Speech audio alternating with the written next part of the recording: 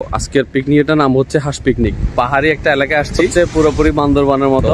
আজকের ব্লগটা খুব এনজয়ফুল হবে, মানে আজকের ব্লগটা আমার সাথে আপনারা এনজয় ফিল করবেন।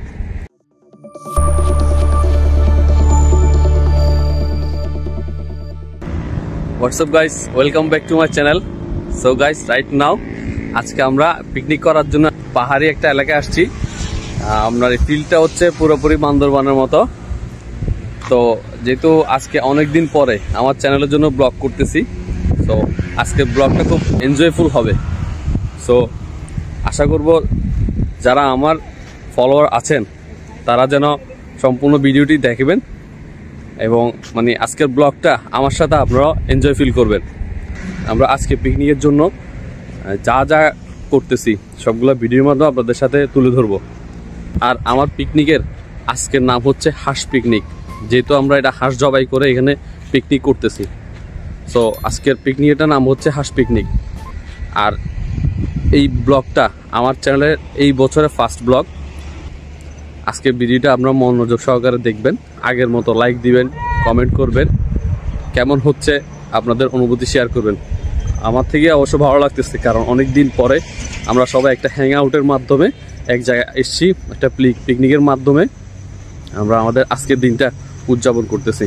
ঠিক আছে, সো লেটস সি। যাক, আমাদের পাহাড়ে ওঠার শেষ। পাহাড়ে উঠলাম, পাহাড়ে উঠে জিনিসপত্রগুলো গুছগাছ করতেছি। ময়লা ছিল, জংলা ছিল, জঙ্গলগুলো পরিষ্কার করতেছি। সবাই মিলে যারা পিকনিকে আমাদের টিমে অ্যাটেন্ড করছে ওরা সবগুলা ময়লা পরিষ্কার করতেছে। এটার পরে আমরা যাব একটু ফটো সেশন করতে। তো এরপরে হচ্ছে আমাদের যে হাঁস, আমাদের আজকে পিকনিকের মূল কাজ হচ্ছে যে হাঁস পার্টি, যেটা হচ্ছে হাঁস পিকনিক। তো আমাদের হাঁস কাটতে হবে, হাঁস দুইটা কিনেছি। এখানে হাঁস জবাই করব, জবাই করার পরে তো দেন আমরা আনুষ্ঠানিক যা আছে সবগুলা ভিডিওর মাধ্যমে আপনাদের কাছে তুলে ধরতেছি। আর হাঁস জবাই করব হচ্ছে ইমাম, আর হচ্ছে ওর সাথে থাকবে রনি।